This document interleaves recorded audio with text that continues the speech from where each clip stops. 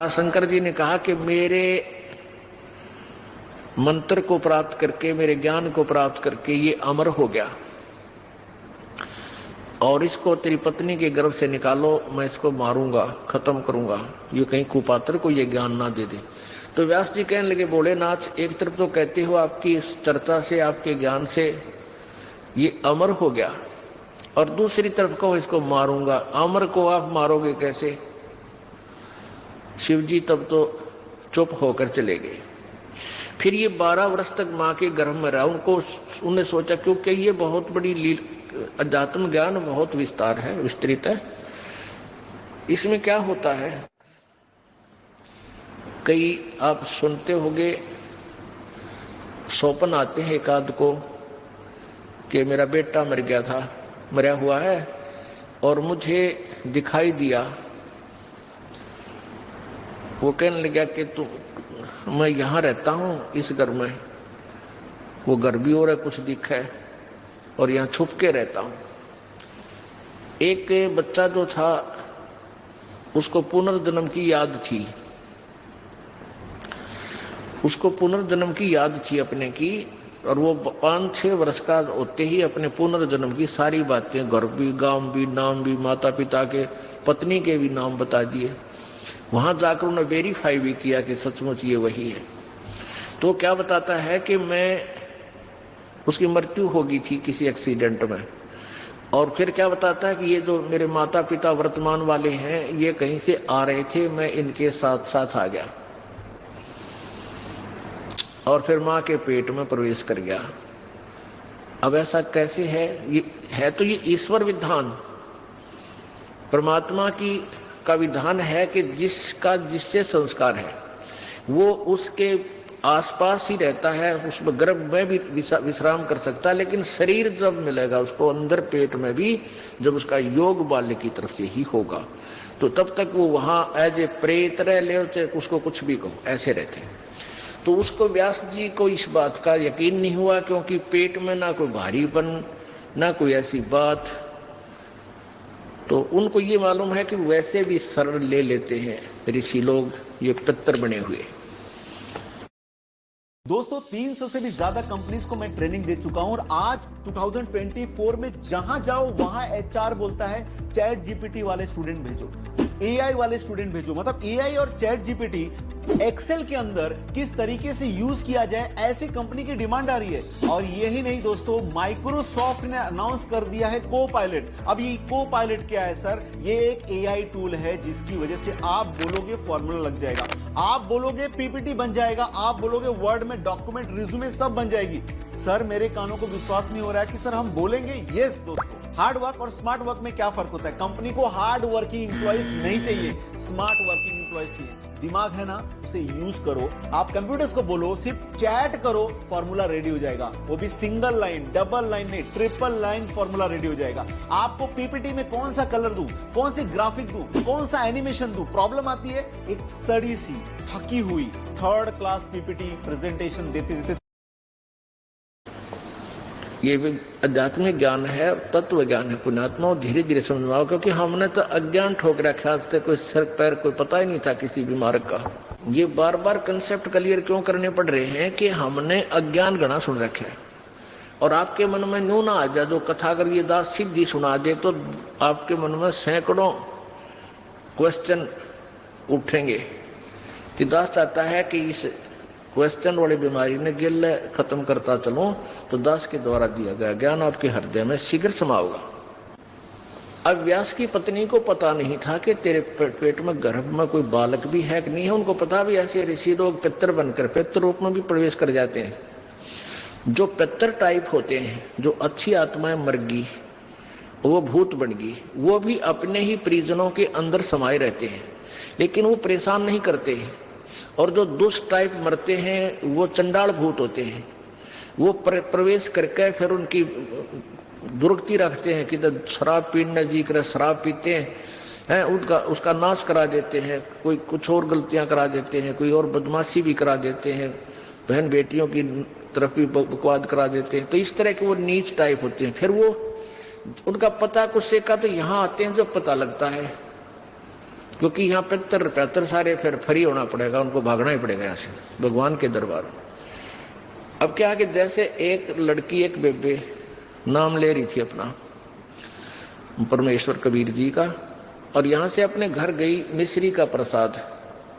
एक पड़ोस का बालक आ गया 8-9 वर्ष का, बच्चा ने देव थी, वो भी आ गया, उसको भी दे दिया। अब वो प्रसाद खाते ही लड़का अपने घर चला गया, घर जाते दोहरा आके गिर गया। अब वो पड़ोसी शर हो गए, पता नहीं इसने क्या खवा दिया हमारे बालक ताई, अर्तन ने मेरा छोरा मार दिया। अब वह कहने लगी देखो वैसे तो आप कुछ भी कहो, ये इस बालक ने मरा तो नहीं, वो फिर ठीक हो गया, लेकिन 2 घंटे के बाद होश में आया।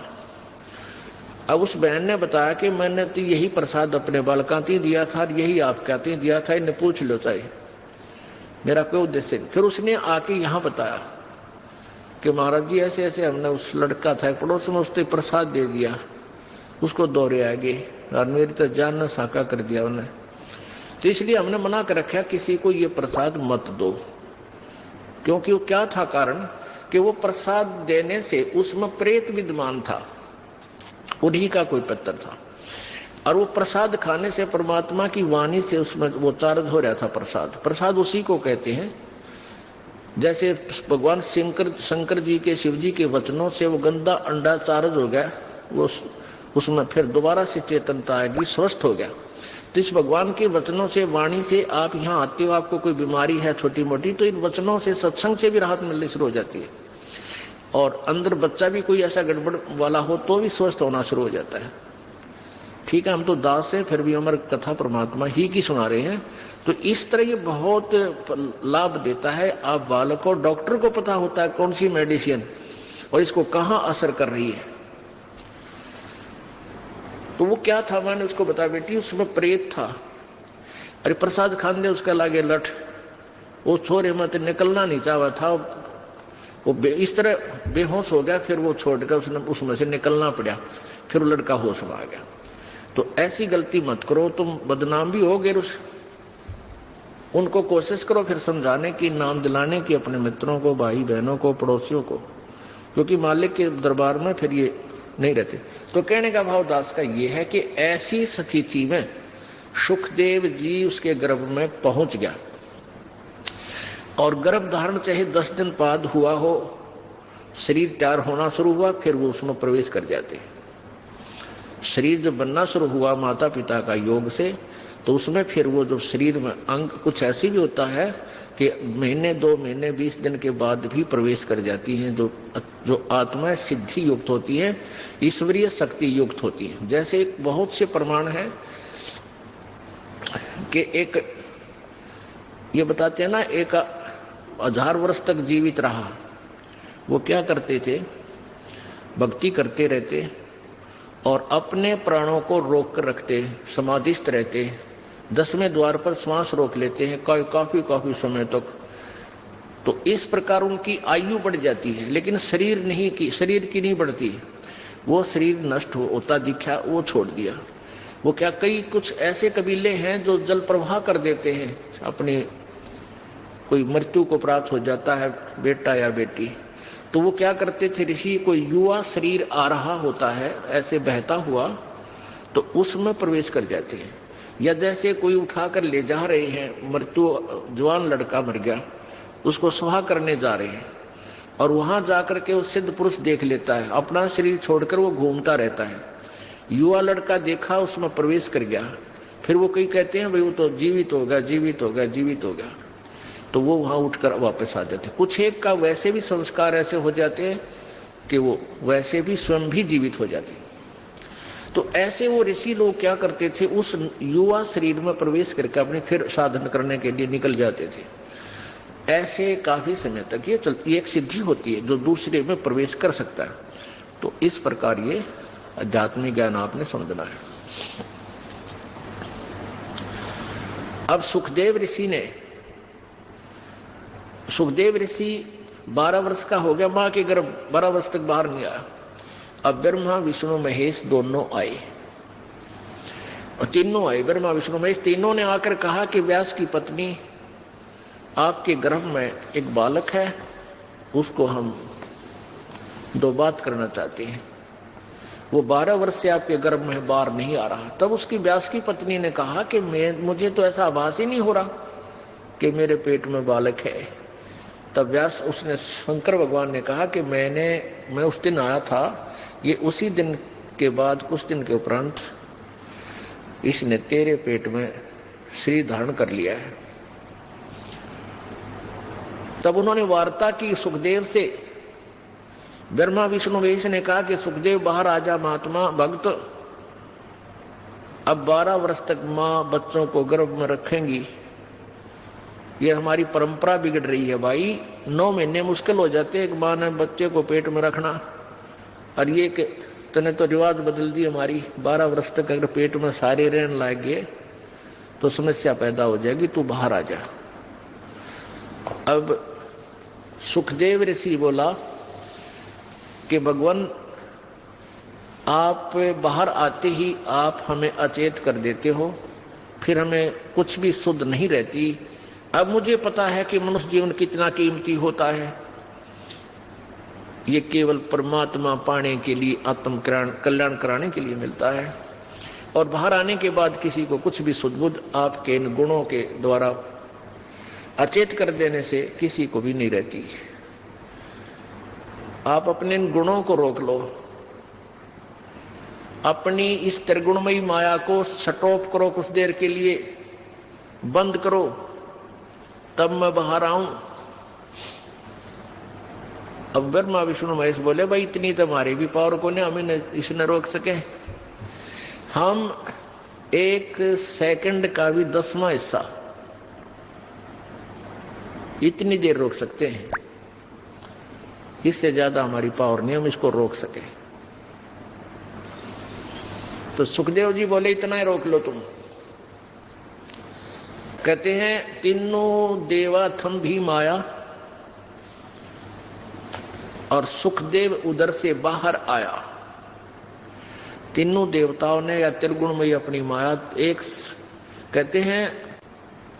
कहते हैं कि तीनों देवा थम भी माया और उधर गर्भ से बाहर आया। सुखदेव सुख में उपजे राई सिंह समोय, 9 नाथ और शद 84 ही संग उपजे थे दोए। 9 नाथ और 84 शद। अब क्या बताते हैं कि सुखदेव सुख से उपजे राई सिंह समोय। अब जैसे भैंस के सींग पर या गाय का सींग जैसे ऐसे खड़ा है, सींग के ऊपर और राई रख दे, सरसों जैसा दाना होता राई का। ये पहले ऐसे ही एग्जाम्पल होया करते, इस तरह की ही जो ना कथाएं होती थी, इस तरह की कहानियां होती थी। तो क्या कहा था भगवान, इन तीनों भगवानों ने कहा था कि इतनी देर हम माया रोक सकते हैं अपनी त्रिगुणमयी माया, जब जैसे भैंस के या गाय के सींग पर राई धर दे, और जितनी देर वह राई रुके, यानी बस ये समझ लो इतनी देर। सुखदेव सुख में उपजे राई सिंह समोय, 9 नाथ और शद 84 संग उपजे थे दोय। अब जब इन तीनों देवताओं ने इतनी देर माया रोकी थी, अपनी त्रिगुणमयी माया, अपने इन गुणों को स्टॉप किया था, इससे ज्यादा रोक नहीं सकते, इनको बहुत प्रेशर है। तो उस समय कहते हैं इन 94 बच्चों का जन्म हुआ था। उस समय 94 बच्चे जन्मे थे। उस मुहूर्त के, उस फ्रिक्शन के, उस सेकंड में उनको भी चेतना रह गई थी मालिक के पाने की। तो उनमें से 9 तो नाथ बन गए, 84 शद कहलाए, और जो 94 माँ था यो सुखदेव।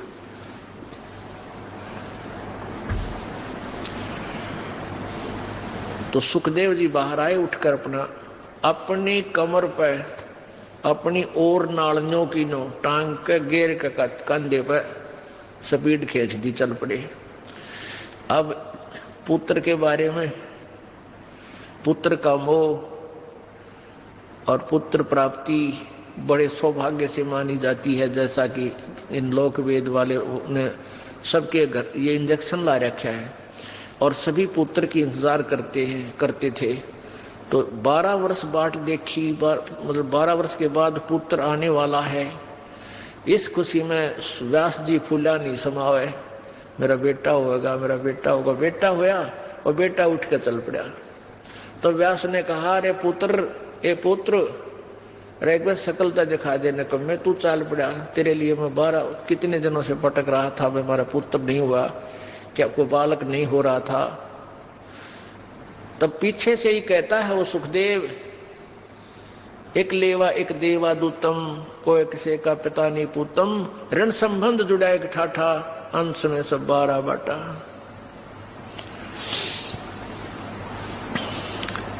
व्यास जी, सुखदेव जी कहने लगे, ऋषि जी, कोई किसी का बेटा ना और कोई किसी का बाप ना जाने कितनी बार तू मेरा बेटा बन लिया, ना जाने कितनी बार मैं तेरा बाप बन लिया, और ना जाने मैं कितनी बार तेरा बेटा बन लिया, तू मेरा बाप बन लिया। ये तो इसका पीछा छुटवाना पड़ेगा और मैं ना देखूं तेरे का, ना मुझे भी तेरे में मोह हो गया तो फिर क्या करूंगा। इसलिए ऐसे ही निकल गया, आकाश में उड़ गया थोड़ी दूर जाके। क्यों? व्यास पीछे पीछे चल रहा था, बेटा आ जा बेटा, एक बार। अब उसने आकाश में उड़ गया। आगे जाके फिर अपनी आप और नाल काट के पत्ते पुत्ते बांध के, पहले तो बालक थे 10-12 वर्ष के, वही हड्डे जाया करते ने। तो उसने फिर अपनी साधना शुरू की। उस साधना से पिछले जन्म की बैटरी चार्ज से स्वर्ग में पहुंच जाता था सुखदेव ऋषि। यह स्वर्ग किसे कहते हैं? स्वर्ग एक रेस्टोरेंट होता है और वहां पर साहूकार, सेठ व्यक्ति, पैसे वाले, धनी ही जा सकते हैं, ना रेस्टोरेंट में गरीब व्यक्ति क्या नहीं जा सकता। जिस तरह पूंजी को ना, जिसके पास पैसे हैं वो धनी है, वो किसी भी जाति वर्ग का है, यानी यहाँ किसी वर्ग से नहीं, धनी से मतलब है। तो जैसे यहाँ राम नाम के यानी सिद्धि भक्ति पुनों के जो धनी हैं वो स्वर्ग जाते हैं और स्वर्ग के अंदर अपने पुनों को अक्षीण करके फिर वापस आ जाते हैं। स्वर्ग एक रेस्टोरेंट समझ लो, एक होटल समझो। जैसे गर्मियों के दिनों में यहाँ हरियाणा, राजस्थान, उत्तर प्रदेश, पंजाब, मध्य प्रदेश आदि क्षेत्रों में भयंकर गर्मी पड़ती है मई और जून में। और जिसके पास कुछ पैसे हैं, एक्स्ट्रा सेठ है, धनी है, वो 2 महीने कुल्लू और मनाली हिली स्टेशन यानी पहाड़ी क्षेत्र में चले जाते हैं। वहाँ रेस्टोरेंट यानी होटल में कमरा किराए पर लेते हैं और वहीं खाना खाते हैं और 2 महीने 10-20 हज़ार रुपये जो वो लेके जाते हैं, उन 10-20 हज़ार रुपये को वहाँ खर्च करके और फिर वापस अपने कर्म क्षेत्र में आ जाते हैं जहाँ उनकी दुकान, बिजनेस, व्यापार है। और वहाँ 20 हज़ार रुपये अपने खा खर्चाए बर्बाद कराए। अब फिर नए सिरे से फिर माया जोड़ो, 20-30 हज़ार रुपये बच जाए तो फिर कुल्लू मनाली अगले वर्ष फिर गर्मियों में चले जाओ और फिर जेब कटवा के फिर वापस आ जाओ। तो कहने का भाव ये है कि ये स्वर्ग जो है ये एक रेस्टोरेंट है और वहाँ यहाँ के पुण्यकर्मी प्राणी ही यहाँ इकट्ठी की हुई माया, धन, पुण्य, उनके आधार से स्वर्ग जाते हैं। तो ये स्वर्ग पर जैसे प्रत्येक शहरों में रेस्टोरेंट होते हैं, होटल होते हैं, तो एक तो कॉमन स्वर्ग है जिसका राजा इंद्र है और प्रत्येक भगवान, जैसे भगवान ब्रह्मा, भगवान विष्णु, भगवान शिव जी की अलग से राजधानियां हैं, वहां पर भी एक स्वर्ग है। वो इस कॉमन स्वर्ग से भी अच्छा रेस्टोरेंट वहां अलग से है। सब जगह ऐसा उन्होंने अलग से अपना, जो इनके जैसे विष्णु जी के उपासक हैं वो विष्णु लोक में चले जाते हैं, वहां उनका रेस्टोरेंट बना रखा है, खाओ खर्चो मौज, यहाँ करो मौज। और फिर ऐसे विष्णु के उपासक विष्णु लोक में चले जाते हैं उनकी राजधानी में, तो वहां भी रेस्टोरेंट यानी स्वर्ग है। जो ब्रह्मा जी के उपासक ब्रह्मा के लोक में, देवी के उपासक देवी के उस रेस्टोरेंट में, स्वर्ग में चले जाते हैं। देवी धाम पर बने हुए रेस्टोरेंट यानी स्वर्ग में। तो ये सुखदेव ऋषि स्वर्ग में जाता था, सशरीर चला जाता था, और वहां के व्यक्ति, वहां के जितने भी देव पुरुष थे वो उनकी बड़ा सत्कार करते थे, आदर करते थे कि भी बड़ा सिद्धि वाला व्यक्ति है, ऐसे इसे कलयुग में ना ऐसे समय में और उड़कर आ जाता है। एक दिन वो विष्णु जी के लोक में चला गया। कौन? सुखदेव। उसकी पिछले पनों की बैटरी चार्ज थी, पिछले पनों से उसके शरीर में वो सिद्धि शक्ति थी। एक सिद्धि आकाश से उड़ जाई, एक सिद्धि जल पैर न लाई, एक सिद्धि कुछ खावन पीवे, एक सिद्धि जो बहुजुग जीवे। इस तरह ये 24 सिद्धियां हैं। उनमें से एक आकाश में उड़ जाने वाली सिद्धि सुखदेव को प्राप्त हुई और हल्दी की गांठ से पंसारी बन गया, महर्षि सिद्ध बन गया। अब वो विष्णु लोक में पहुंच गया, जो कारण अला अला वो वहां पहुंच गया।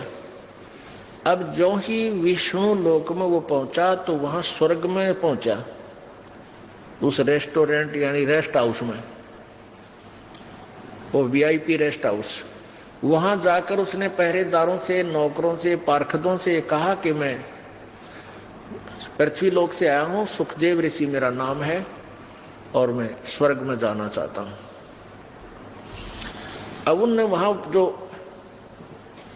गेट कीपर थे, सेवादार थे, पहरेदार, पौलिया बोलते हैं, यानी जो डोडी में जो बैठे रहते हैं, उनसे जाकर कहा तो वो कहने लगे जी ठीक है, और ऋषि जी आपके गुरुजी कौन है? अब वहां जाकर पता चला इनको, जैसे अगर मान ले को डुप्लीकेट गुरुजी भी होगा किसी का, उसको वापस भेज दिया जाएगा, और गुरु नहीं है तो भी। तो उसने वहां पूछा कि तुम्हारा आप जी का गुरुजी कौन है, फिर वो रजिस्टर में मिलाओगे वो मान्यता प्राप्त है कि नहीं है। सुखदेव ऋषि कहने लगा मेरा कोई गुरु नहीं है। पार्षद बोले ऋषि जी फिर आपको अंदर जाना अलाउड नहीं है। अब सुखदेव ऋषि कहने लगा क्यों भाई, ऐसी कौन सी बात है, गुरुजी बनाना क्या आवश्यक है, जब मैं बगैर गुरु बनाए ही यहाँ आ गया हूँ, गुरु बनाए हुए भी यहाँ आते हैं। तो वो बोले जी हमने तो इस बात का पता नहीं क्यों आवश्यक है क्यों नहीं, पर आदेश भगवान विष्णु जी का है कि जिसका गुरु नहीं है वो स्वर्ग में प्रवेश नहीं कर सकता, इस रेस्ट हाउस में नहीं जा सकता। सुखदेव बोला भाई मैं भी ये बैठ गया यहाँ पर और कह दो भगवान ने मैं स्वर्ग में जाऊंगा, नहीं मेरी बात कराओ, तुम अपने घर से बना रखी तुमने ये बातें, या मेरी बात कराओ भगवान से। वो पर जो पहले वो नौकर थे, सेवक थे, दास थे, वो गए भगवान के पास के प्रभु एक सुखदेव नाम के ऋषि आए हैं पृथ्वी लोक से, उनका कोई गुरु नहीं है और वो अंदर जाने की जिद कर रहे हैं, हठ कर रहे हैं। हमने आपका आदेश भी सुना दिया पर वो मान नहीं रहे हैं, वहीं बैठे हैं। तो विष्णु जी ने कहा यहां लाओ बुला के। अब जो बुलाकर ले गए ऋषि जी को, अब देखो पुण्यात्मा सुखदेव ने सोचा तो नहीं था कि भगवान मैंने शाबाशी देंगे, कि वाह बेटा वाह कमाल कर दिया ऋषि जी, तूने तो बड़ी कमाई करी, बड़ा उत्तम बच्चा है तू, तो बड़ा खुश होंगे और सीने से लगाएंगे, बहुत अच्छी आत्मा है, सतगुण युक्त भगवान है। अब जब वो सामने खड़ा हुआ सुखदेव ऋषि तो भगवान विष्णु ने कहा भी यहाँ किस लिए आया ऋषि जी, कारण बताया आने का। जब चेहरे पर वह रौनक ना देखी भगवान का, वादा फ्यूज तो उड़े हो लिया, बात तो बिगड़ गई। कहने लगा भगवान मैं रेस्ट इस स्वर्ग में एंटर करना चाहूं था, आपके पार्षद ना करने देते। भगवान ने पूछा अपने नौकरों से भाई क्यों नहीं जाने देते ऋषि जी को, क्या कारण है? पार्षदों ने बताया, उन सेवादारों ने बताया कि भगवान इन गुरु को नहीं बना रखा, ये विदाउट गुरु है, निगुरे हैं ये। तब भगवान विष्णु बोला अरे सुखदेव तेरी मति मारी गई, तने कोई गुरु नहीं बना रखा? अगर नहीं भगवान कि जाओ और गुरु धारण करो और फिर यहाँ आओ बेटा, क्यों नहीं रस्ट तुझे स्वर्ग में रखेंगे, बगैर गुरु के यहाँ आ नहीं सकता, ये नियम है भगवान, अध्यात्म नियम है। अब सुखदेव कहता है कि भगवान उस पृथ्वी लोक पर मेरे तुलना में मेरे बराबर कोई संत ऋषि नहीं है, मैं किससे को गुरु बनाऊं। अब विष्णु जी बोले भाई यह भी तेरी कमजोरी है, यह भी कमजोरी है तेरे अंदर, यह भी एक निकम्मापन बोल रहा है जब तू अपने आप को इतना महान बना बैठा। एक बुढ़ा एक डॉक्टर के पास गया, अब अस्थि पिंजर सा रह रहा, बूढ़ा कति कमजोर, हड्डी चाम सूख गया, मांस सूख रहा। डॉक्टर से कहने लगा डॉक्टर जी मैं जब खड़ा होता हूं मुझे चक्कर आवे हैं, चक्कर से आते हैं। अब डॉक्टर ने देख लिया अस्थि पिंजर रह रहा बूढ़ा, ने बोला बाबा जी तेरा कमजोरी है, यानी शारीरिक वीकनेस है, यानी आपका शारीरिक कमजोरी है, ताकत को न रही, बुढ़ापा आ गया। कहने लगा मेरी पिंडियां में दर्द हुआ है, पिंडी भड़के हैं, यानी पिंडलियों में पीड़ा रहती है। डॉक्टर बोला कमजोरी है। ने बोला कड़ दुख है डॉक्टर जी, कमर में दर्द रहता है। डॉक्टर बोला कमजोरी है। और बूढ़ा छोम आ गया, गुस्सा हो गया। ने बोला तू डॉक्टर है गम चक्कर, एक के बाद जाना है कमजोरी है कमजोरी है, और भी के मतलब लाल हो गया। डॉक्टर बोला बाबा यह भी कमजोरी है, क्योंकि कमजोर आदमी ने गुस्सा गणा है, जिसमें शारीरिक बल नहीं होता उसमें क्रोध भी गणा उसे, तो यह भी एक कमजोरी है तेरी के लक्षण है। तो उस समय भगवान से विष्णु ने कहा कि यह भी तेरी कमजोरी है सुखदेव, जो तू अपने आप को एक महान मान रहा है। अरे महान तो एक है संसार में, वो परम पिता, और दूसरा अपने आप को इतना अंडी मानने है, वो निकम्मा आदमी है, घोर निकम्मा, और निकल जाए यहां से। और कहा अब जाके राजा जनक को गुरु बना, राजा जनक से उपदेश ले, वो आज के वक्त में मेरे सत्र का और स्वर्ग सत्र का वो मान्यता प्राप्त गुरु है। अब वहां से तो मुंह लटका कर चल पड़ा, अब आ गया उस इंद्र वाले स्वर्ग में, कॉमन स्वर्ग में। अब वहां जब वो पहले आता था तो चेहरा न्यारा खिला हुआ होता था, उस दिन गया था मुंह लटका हुआ था। अब वहां बैठे देवताओं ने पूछा कि आओ महात्मा जी, महर्षि जी, आज किस टेंशन में हो आप, क्या चिंता है आपको। अब सुखदेव ऋषि कहने लगा भाई महापुरुषों चिंता का कमी ना रही चिंता की, तो मैं ऐसे ऐसे विष्णु जी के पास गया था भगवान के लोक में, और वहां मुझे स्वर्ग में रहने से मना कर दिया, भगवान विष्णु जी ने भी मना कर दिया। लेकिन वो देवता कहने लगे, दूसरे जो वहां स्वर्ग में के वासी थे, कहने लगे सुखदेव सच्ची बात बता, तूने के गुस्ताखी कर रखी है। भगवान विष्णु वो तो बड़े खुश होते हैं, देवताओं को सीने से लगाते हैं, ऋषियों को भक्तों को सबको प्यार देते हैं। तो अपनी नालायकी बता के गलती करे, गड़बड़ कहाँ है।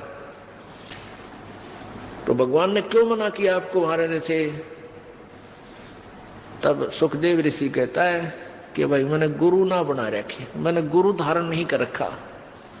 तो वहां जितने भी कागभूषण या दूसरे ऋषि थे, नारद जी या दूसरे संत देवता बैठे थे, कहने लगे ऋषि जी तुमने तो जुल्म कर दिया। ओहो, अरे हम तो आपको बुद्धिमान व्यक्ति मानने थे, शायद आपने गुरु धारण कर रखा होगा इसलिए यहाँ आते थे, आगे से यहाँ भी आपको हम अच्छी दृष्टि से नहीं देखेंगे अगर आपका गुरु नहीं होगा तो।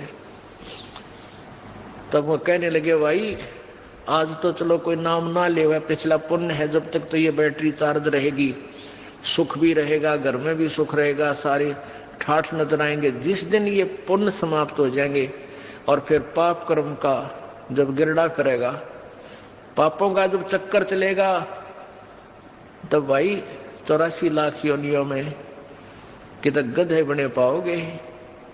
जो ही उन्होंने कहा कि 84 लाख योनियों में अगर गुरु लेकर के पुनः बैटरी चार्ज नहीं की, गुरु से उपदेश नहीं लिया, गुरु नहीं बनाया, तो अगले जन्म में गधे की योनि में भी जा सकते हैं। तो एकादा सख्त बोलनिया भी होता है, कहने लगे सुखदेव या 2 दिन के सोच ले, तेरी सिद्धि चार्ज हो रही है बैटरी, या खत्म हो जाएगी फिर गधा बनेगा। अब जो ही उन्होंने कहा कि गधा बनेगा तो उसको अपना पिछले जन्म पूर्व जन्म की एक कथा याद आ गई, एक जीवन याद आ गया कि उसमें वो अंधा बना हुआ था, गधा बना हुआ था और गधा भी अंधा। तब सुखदेव ऋषि ने कहा कि ओहो, आप बात तो सही कह रहे हो। एक बार मैं गधा की योनि भोग रहा था और अंधा हो गया। मेरे मालिक कुम्हार ने मुझे त्याग दिया, 2 मारे लठ और कर दिया जंगल की ओर। तो मैं चल पड़ा एक पगडंडी पर, चलता चलता चलता चलता दूर जंगल में चला गया। वहां एक थोड़ा सा नाला था, उस नाले में मैं गिरने लगा। मैंने अगले पैर जब जाने लगे, मैंने थोड़ा सा आगे को भागना चाहा, इतने में अगले पैर आगे से जा टिका अगले किनारे पर, पीछा टिक गया पिछले किनारे पर, पुड़ी बन गई मेरी, फिक्स हो गया, नीचे पैर टिके नहीं। तो वहां इक्का दुक्का आदमी आवा था, क्योंकि दूर स्थान होने के कारण वो मेरे ऊपर पैर रखे और पार हो जाए। उनने मैं पुड़ी बना दिया, पुल बना दिया। और 1 हफ्ते तक, 10 दिन तक मैं भुगत भुगत कर मरा। अब जाऊंगा और मैं तो गुरु धारण करूंगा। अब परमात्मा कबीर परमेश्वर जी के ज्ञान से परिचित होने के बाद आदरणीय गरीबदास साहिब जी क्या कहते हैं, भाई सुखदेव ने 84 भुगती बना पजावे खरवो, तेरी क्या बुनियाद प्राणी तू पेंडा पंथ पकड़वो। सुखदेव ने 84 भुगती बना पजावे खरवो। ओह, कि सुखदेव जैसे ऋषियों ने भी 84 लाख योनियां भोगनी पड़ी। और पजावा होता है जैसे ये कुम्हार मटके बनावे हैं, पकाते हैं, फिर वो ऊंचा होता चला जाता है। तो वहां गधे के द्वारा ईंटें भी पकाते हैं, उसमें पजावे में ईंटें पकाते हैं और मटके भी पकाते हैं। तो वो उसकी राख से ऊंचा होता चला जाता है, बहुत ऊंचे पर फिर वो ऊपर ही बनाना शुरू कर देते हैं। और नीचे से गधे के ऊपर थैला डाल के नीचे ते कच्ची ईंट डाल के ऊपर ले जाते हैं। वहां जाते पक्की ईंट डाल देते हैं, कच्ची उतारते ही, और उनको नीचे ले आते हैं। यहां बताना चाहते हैं कि सुखदेव ने 84 लाख योनियां भोगनी पड़ी जो सच साधना नहीं कर रहे हो तुम। और बना पजावे खरवो, खर माने गधा, और तेरी क्या बुनियाद पराड़ी तू पेंडा पंथ पकड़वो। आपकी क्या बुनियाद है, आपकी क्या औकात है, आप वो रास्ता पकड़ो। पेंडा माने रास्ता, पंथ। अपने आत्माओं थोड़ा सा सावधानी से सुना करो सत्संग में। ये बात कहने सुन की ना है, ये कर पाड़न की है। ये कोई कथा नहीं, हम कोई कथावाचक नहीं है। हम आपके ये इंजेक्शन ला रहे हैं, और जो इस इंजेक्शन की दवाई ना अंदर नहीं जान दोगे, कान नामक है, इंजेक्शन लगते हैं ये, और तुम कान ठीक नहीं रखोगे, इंजेक्शन की औषधि बाहर गिर जाएगी। वो लाभ के देगी आपको, क्यों तो यहाँ किस लिए आए, फिर आपको लाभ क्या होगा। ये मानव शरीर सदा नहीं रहेगा, और इस मानव शरीर का उद्देश्य क्या है वो आपको सत्संग से ही पता चलेगा। समाज में तो आपको जितना ज्ञान था वो आपको पता है, केवल रोजी रोटी पेट भरने के धंधे तक ही वो आपको ट्रेनिंग देते हैं। अब इस कथा से आपको हर तरह से शिक्षा मिलेगी। तो क्या फिर सुखदेव ऋषि ने उन ऋषियों से कहा कि महात्माओं बात तो आपकी ठीक है और गुरु भी बनाऊंगा, लेकिन भगवान ने तो एक और समस्या पैदा कर दी। अब वो ऋषि बोले, वो देवता बोले वहां के, कहने लगे सुखदेव पहले तो तने बोलने का बेरा नहीं। अरे भगवान समस्या पैदा करते हैं कभी, और तो उनको समस्या मानता। जो भगवान तुझे कोई वचन बताए होंगे, कोई ज्ञान दिया है, उसको तू समस्या कहता है। अब उसने क्या कहा कि भगवान ने एक समस्या और मेरे सामने खड़ी कर दी। वो देवता बोले क्या खड़ी कर दी भाई, ऋषि जी बताओ। कि भगवान ने कहा है कि राजा जनक से नाम ले, उनको गुरु धारण कर। अब क्या कहता है वो सुखदेव ऋषि, ठीक है अच्छी आत्मा भी थी, सिद्धि भी थी, पिछले पुण्य भी थे, लेकिन शिष्टाचार और अभिमान, शिष्टाचार नहीं था, अभिमान का भरा पड़ा था। और अभिमान इस प्राणी को किसी भी प्रकार का हो वो भगवान से कोसों दूर रखता है। अभिमान और भगवान का खड़ा एक्सीडेंट है। जिसके अंदर जरा सा भी अहम है, अभिमान है, भगवान निकट नहीं आ सकता। ठीक है, जैसा कर रहा है वो दे देगा तेरे को वैसा ही, लेकिन मालिक नहीं मिलेगा। अब क्या अभिमान था? जनक विदेही राजा भाई, कैसे शीस निवाऊं जाई। राजा जनक गिरस्ती भाई, कैसे शीस निवाऊं जाई। सुखदेव बोले वचन विवेका, हम स्त्री का मुख नहीं देखा। राजा जनक गिरस्ती भाई ही, कैसे शीस निवाऊं जाई। अब यहां बात बिगड़ी हुई, सारे इस यहीं तक सीमित है सबकी बुद्धि। अब जिसने घर त्याग दिया वो कर्म सन्यासी हो गया। बालक त्याग दिए, राज त्याग दिया, जंगल में जा बैठा, वो कर्म सन्यासी है। और जो बाल बच्चों के साथ या घर पे रहता है वो कर्म योगी है। तो जिसने कर्म सन्यास कर दिया यानी जंगल में चला गया और ब्रह्मचारी रह गया, बाल ब्रह्मचारी बचपन से, तो वो तो फिर जमाए कति आकड़ पाड़ी जाए, तेरा जैसा कोई सहे कोई ना। वो इससे बात मैं टीटी पागले है कि मैं ब्रह्मचारी हूं, मैंने स्त्री ग्रहण नहीं की है। तो ये सुखदेव में ये अवगुण और था कि मैं बाल ब्रह्मचारी हूं, मैंने स्त्री का मुंह भी ना देखा। राजा जनक का कई रानी है और उसको गुरु कैसे बनाऊं, वो तो गृहस्थी आदमी है। इसके लिए परमात्मा का विधान बताता है, केले की कोपीन है जो फूल पान फल खाही, नर का मुख नहीं देखते जो बस्ती निकट ना जाई। वो जंगल के रोज हैं जो मनुष्यों बिद के जाई, निस्तिन फिरे उजाड़ में नो परमात्मा पावे नाही। अब क्या कहते हैं भाई, एक व्यक्ति कह रहा था ना, बोला वहां ऋषिकेश तो ऊपर एक जंगलों है में एक ऐसा महात्मा रहता है, शरीर पर नी वस्त्र रहता, कोई कपड़े नहीं रखता, ना खाना खाता, फूल पत्ते खाकर अपना साधना करता है और लंगोट की जगह कर केले के पत्ते बांध रहा है। और भाई एक दिन बस ने थोड़ी सी कसर रहेगी, उनके उसके दर्शन ना हुए। जो ही मैंने उनकी तरफ दृष्टि की, उनका मुंह बैक हो गया और वो भाग के गुफा में जा बड़े की तो गहरे, और जब दर्शन हो जाते तो बेड़ा पार हो जाता है। अब इसके विषय में कहते हैं, परमात्मा का विधान बता रहा है कि कीड़े की कोपीन है, लंगोट पर्दे पे, यानी इतने त्यागी वैरागी समझते हो, लगते हैं तुम्हें। केले की कोपीन है, पान यानी पत्ते, फूल और फल खाही, और आदमी का मुख नहीं देखते। कहते वो महात्मा आदमी के निकट न आता, अंदर घुस जावे, महापुरुष पड़ा है।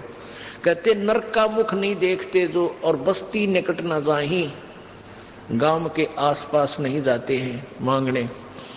वो जंगल के रोज हैं, ये नील गाय होती है ना, जो आदमियों ने देख कर, पहले ये नील गायें आदमी को देखो भाग लिया फड़क कर, ये थोड़ा फर्क पड़ता जा रहा, जंगल रहे कोई ना, ये जहाँ की तो बाज बूझ के थकले हैं बेचारी, फिर ये इतना पहले वाला स्थिति नहीं रही। तो पहले ये आदमी दिखते भाग कर पूरा लाइन की लाइन बढ़ जाती थी जंगलों में। तो परमात्मा उन साधकों को, परमात्मा का विधान, उनकी अमरवाणी बताती है कि वो तो जंगल के रोज हैं, जो आदमियां बेदक के बाजे डर के, और ऐसे निस्तन फिरो उजाड़ में, वो जंगल में चाहे दिन रात धक्के खांदे रही हो, नो परमात्मा पावे नहीं, उसके पाने की विधि न्यारी है। फिर क्या बताते हैं, डेरे डांडे खुश रहो ये खुश रे लेना मोक्ष, ध्रुव प्रहलाद पार हो गए फिर डेरे में क्या दोष। डेरा माने गृहस्थी। अब क्या बताया परमात्मा की अमरवाणी, क्या बता रही है सच्चिदानंद की घन की वाणी में विस्तार से कहे गए सारे ज्ञान, तत्व ज्ञान, जो गीता जी अध्याय नंबर 4 के श्लोक 32 में कहा, जिसके विषय में कि डेरे डांडे खुश रहो, अपने घर में गृहस्थी में आनंद से रहो, खुश रहो। यदि कोई न्यू का है कि बालक शादी ना कराने से ही मोक्ष होगा, उसकी यह अज्ञान सिद्धांत है। भाई ध्रुव प्रहलाद को तुम पार मानते हो तुम्हारे विधान से कि ध्रुव प्रहलाद पार हो गए, और ध्रुव प्रहलाद दोनों ही घर में थे, गृहस्थी थे, इनने ब्याह करवाया, इनके बालक हुए और ये पार हुए। फिर ब्याह करवाने में यानी गृहस्थी में दोष क्या है? तरी कुछ विधि से काम लो। और यदि तुम समझते हो कि भाई शादी ना कराने मात्र से यानी स्त्री संग ना करने मात्र से ही मोक्ष है, तो तुम्हारा नंबर तो बहुत देर तक आता। ये यानी ये खुसरे नपुसंक ये तो पहले पार हो जाते तुम्हारे से। केवल एक इसी सत्र को, इसी लेवल से तुम अपने आप को सुपीरियर मानते हो, तो तुमसे सुपीरियर तो ये हिजड़े हैं। बचपन से ही चाहते हुए भी इनमें विकार नहीं हो सकता, और तुम तक की तक काम बिगाड़ सकते हो। तो कहने का भाव ये परमात्मा का कि परमात्मा की भक्ति से खुसरे करो, और ते ब्रह्मचारी करो, और ते शादीशुदा करो। लेकिन दुराचार बुरा है तो सबका काम बनेगा, लेकिन शास्त्र अनुकूल हो। अब यहां समस्या और आ जाती है। गीता जी अध्याय नंबर 3 के प्रारंभ में ही 8-9 श्लोकों में स्पष्ट किया है कि एक तो कर्म सन्यासी, एक कर्म योगी। कर्म योगी जो बाल बच्चेदार गृहस्थी है, कर्म सन्यासी जिसने घर त्याग दिया, यानी काम छोड़ दिया, अपना बैठ के केवल हठ योग को साधना पर लाग रहे। वैसे तो यदि उनकी शास्त्र अनुकूल साधना नहीं है, दोनों ही व्यर्थ हैं। अश्रेयकर, वो श्रेयकर नहीं है, अच्छी नहीं है। और फिर भी यदि शास्त्र अनुकूल साधना भी कर रहे हैं, उनमें भी मान ले उनके अंदर भी ये त्रुटि है कि मान लीजिए जैसे एक गृहस्थी वही साधना कर रहा है शास्त्र अनुकूल, और एक कर्म सन्यासी कर रहा है जंगल में बैठ कर उसी साधना, तो उन दोनों में से भी गृहस्थी फिर भी ठीक है, क्योंकि उसमें अभिमान कोई ना, अभिमान नहीं है तो कोई संत आकर के कभी ना कभी उसको ज्ञान भी दे देगा। और जिसने कर्म संन्यास कर दिया, जंगल में चला गया, बाल ब्रह्मचारी कहता अपने आप को, या वैसे बालक त्याग के चला गया, उसमें ये सबसे बड़ा अवगुण हो जाता है कि वो मानने को दूसरे की अभिमानी हो जाता है। तो इनसे कहते हैं वो कर्म योगी अच्छे हैं, श्रेष्ठ हैं। श्रेष्ठ क्यों है? क्योंकि उसकी तुलना में, क्योंकि वो मान जाएंगे, भगवान की भक्ति कर लेंगे। एक बार क्या था कि अब कर्म सन्यासी और कर्म योगी की भी करना पड़ेगा, थोड़ा डिस्क्रिप्शन देना पड़ेगा, इसका विवरण सा उदाहरण। पहले ये दास ज्यादा विस्तृत से नहीं बताता था, न खुल कर बता, भाई जैसे जिन्हें शादी नहीं करवाई वो कर्म सन्यासी है, यानी जो काम छोड़ गए। और फिर कथा आती है जैसे राजा जनक भी शादीशुदा था, बाल बच्चेदार था, यो पार हो गया, ध्रुव भी पार हो गया, प्रहलाद भी बाल बच्चेदार था, पार हुआ, गरीबदास जी बाल बच्चेदार थे, पार हुए। और ये ऐसे ऐसे जो शादी नहीं करा रहे थे, ब्रह्मचारी रहते थे, ऐसे करते थे, वो नरक गए। तो यहाँ एक भगत आ रहा है सेवा में राजस्थान से, 8-9 वर्षों से हमारे साथ ही रह रहा है। उसने ये सत्संग सुन लिया, वो केवल अपना उद्देश्य यही लेकर आया हुआ है कि मैं अपना पीछा छुड़वाऊं। उसका वैसे रामकरण नाम है, हमारे यहाँ रहता है आश्रम में। तो उसने 2-3 बार कुदरती ऐसा सूत बैठ गया, शॉर्टकट में वो बात ऐसी बतानी पड़ गई, तो उसका वहम हो गया कि भाई जो शादी करामे है वही पार होंगे, और जो शादी नहीं कराता मैं तो रह गया। फिर तो उसने सोचिया तो बात बिगड़ेगी, यानी उसका उद्देश्य जो था परमात्मा पाना चाहिए, चाहे ब्याह करवाना पड़ेगा, मैं ब्याह भी शादी भी करवाऊंगा।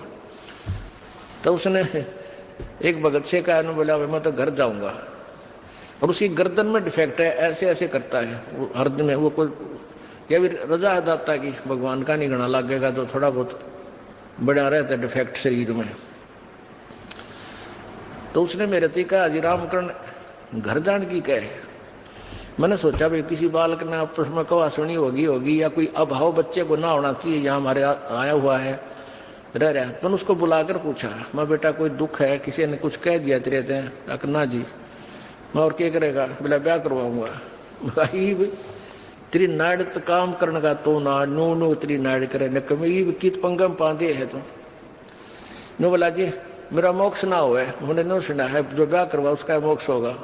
अरे तरह के जब ये फिर उसको समझा बेटा उद्देश्य ब्याह से नहीं है, कर्म सन्यासी वो होता है जो जंगल में चला गया काम का हाथ और हठियों करके बैठ जाता है। आप तो आश्रम में रहकर भी कर्मयोगी हो, सारा सेवा करते हो। अब वो जूतों की सेवा, जोड़ा घर में सेवा करे जूतों वाले में, और सेवा भी करे, जब भी फुर्सत मिलता है अपना बैठ कर भजन करता है वो क्योंकि ये ज्ञान को इसलिए दास चाहता है हर कंसेप्ट एक बार क्लियर करता चलो कदे कोई रह जा दूरा, फिर ऐसे कमजोरी रह जा बच्चे में। तो भाव ये नहीं होता कि शादी करवाओ या ना करो। जैसे पहले हमने देखा गामा में एक घर में 6-5 लड़के हुआ करते, एक ब्याह जानदार बाकी सारे बिना ब्याह थे, तो वो भी कर्म योगी थे, वो धंधा करा करते अपना, कोई पाली जा रहा है, कोई आड़ी जा रहा है, कोई कुछ कर रहा है, कोई किस तो ऐसे था, वो भी कर्म योगी थे, कर्म सन्यासी नहीं थे। तो कहने का भाव ये है कि अब परमात्मा कह रहे हैं, अब सुखदेव को ये अभिमान हो गया कि मैं तो बाल ब्रह्मचारी और राजा जनक गृहस्थी भाई और कैसे शीश निभाऊं जाई, ये अभिमान और है नकलियों में जो घर छोड़ के अंडे लाल कपड़े पहन के। ये मैं सुना करता इनके पास जाता था बैठता, तो एक दूसरे ने कहते थे तू गृहस्थी को अपने पास बैठाता है, यानी उनका आसन होता था, जैसे एक चारपाई पर बैठ गया एक बाबा जी और उसने को बैठा लिया अपना लाडला सा चेला भी अपने पास, घर वाला अकाजा भाई यार, दूसरा देख लेना उसने जाते घेर दे, क्योंकि तूने गृहस्थी को अपने बराबर बैठा लिया। तो संत में और गृहस्थी में क्या अंतर रहा, ये तक यहाँ तक उलझ पुलझ हो रहे थे। तो वो है बीमारी राजा इसमें सुखदेव ऋषि में थी कि मैं तो एक बाल ब्रह्मचारी मैं गृहस्थी में, और वो राजा जनक एक राजा और ऊपर से फिर गृहस्थी।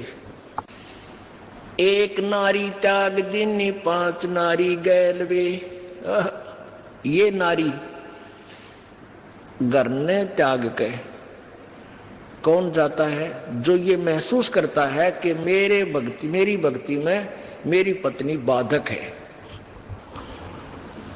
और वो घर त्याग कर जंगल में चला गया। तो परमात्मा का विधान बता रहा है, एक नारी त्याग दीनी 5 नारी गैल वे, पाया ना द्वारा मुक्ति का सुखदेव करी बहु सैलवे। एक नारी त्याग दीनी, भक्ति में बाधक जो पत्नी थी वह तने एक त्याग दी, और ये 5 और रही काम क्रोध मोह लोभ अहंकार, ये 5 नारी यानी भक्ति बाधक तेरे संग वे गैल वे, और पाया नाम द्वारा मुक्ति का सुखदेव करीब सैल वे, सैल सपट्टे बहुत करे, सैर सैल माने सैर, कदे स्वर्ग मर कदे दूसरे स्वर्ग मर कदे कितने सैर सपट्टिया मर, कहते नो मालिक ना मिलता। वो कैसे मिला, कबीर परमेश्वर कहते हैं, गर्भ योगेश्वर गुरु बिना बई लाग्या हर की सेव, कह कबीर बैकुंठ से फेर दिया सुखदेव। गर्भ योगेश्वर यानी मां के गर्भ में ही इतना ज्ञानी पाक गया था, वो गर्भ योगेश्वर सुखदेव कहते हैं स्वर्ग में चला गया बिना गुरु के, वहां से उसको वापस फेर दिया, वापस पटक दिया। गर्भ योगेश्वर गुरु बिना वो लग गया हर की सेव, कह कबीर बैकुंठ से वो फेर दिया सुखदेव। राजा जनक गुरु किया फिर कीनी हर की सेव, कह कबीर बैकुंठ में वो उलट मिले सुखदेव। वो फिर स्वर्ग में गए राजा जनक को गुरु बना के। अब राजा जनक कैसे गुरु बनाया, अब सुखदेव वहां से चलकर आ गए स्वर्ग से, उन ऋषियों से वार्ता करके देवताओं से। उसके फिर भी ना जच्ची बात तक अपने पिताजी के पास चलता हूं। व्यास जी बड़े पहुंचे हुए हैं, चारों वेदों का राइटर हैं, और ऐसे ऐसे बड़े महान आत्मा है हमारे पिताजी, अब उनसे मिलो। देखो घर तैंडी पाक के गया था कि मैं बाप का मुंह भी देखूं कि जब मेरा मुझे ममता हो जाए। ये उनकी अपनी लोक वेद था, अपनी सोच थी। अच्छी सोच होते हुए भी डिफेक्टिव थी, क्योंकि वो सुचारू नहीं थी, वो शास्त्र अनुकूल नहीं थी। अभिमान हो गया कि मैंने पिता का मुंह भी नहीं देखा, चल पड़ा। और फिर पिताजी के पास आना पड़ा। सुखदेव के पास आया ना, सुखदेव अपने पिताजी व्यास जी के पास आए और कहा, पिताजी प्रणाम। कहा गया पुत्र, कहा गया पिताजी। बड़ी खुशी हुई, सीने से लगाया, पिता ने प्यार किया, बैठा दिया, भाई घने दिन में आया है बेटा। फिर कहने लगा, पुत्र आज कुछ मायूस से नजर आ रहे हो, टेंशन किस बात की है आपको? अब सुखदेव ने सारी कथा बता दी कि ऐसे ऐसे भगवान विष्णु के लोक में गया था, उन्होंने नहीं मुझे स्वीकार किया और कहा गुरु बनाओ। और गुरु बनाने के लिए भी राजा जनक को कह दिया। अब राजा जनक गृहस्थी, बाल बच्चेदार, मैं कैसे जाऊं? अब देखो, जब उन देवताओं के पास स्वर्ग में सुखदेव ऋषि ने यह प्रश्न किया कि भगवान ने मेरे सामने एक समस्या उत्पन्न कर दी, तो देवता कहने लगे, पता लगा कि समस्या क्या है कि राजा जनक से उपदेश ले।